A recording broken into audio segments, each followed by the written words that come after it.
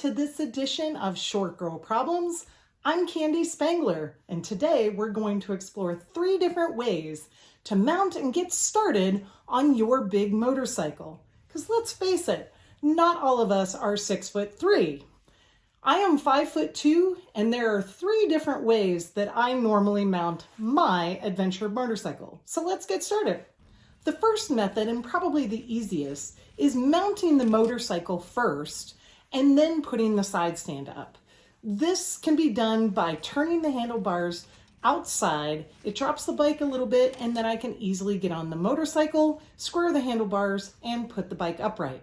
This is where it can get a little tricky depending on where your side stand is at on your particular motorcycle.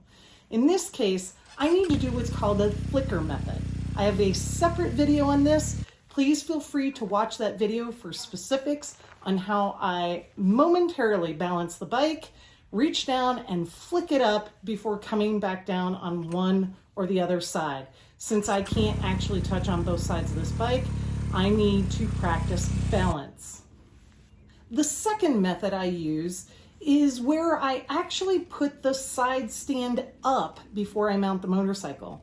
This sometimes needs to be done if I am parked slightly off camber. And again, because I can't touch on both sides, sometimes that side stand will hit the dirt and I can't actually get the side stand up while I'm on the bike.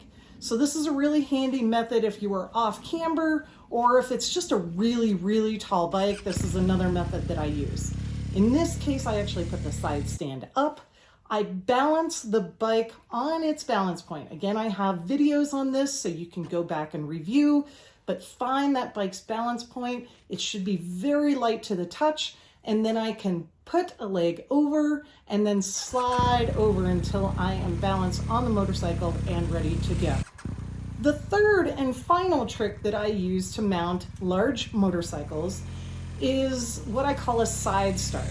In this case, I actually don't get on the motorcycle at all. I put it upright, put it on its balance point, then I put the side stand up, and then I put my left foot on the foot peg, start the bike up, and looking up and ahead, I start off, so I'm only maybe dabbing that down foot once or twice.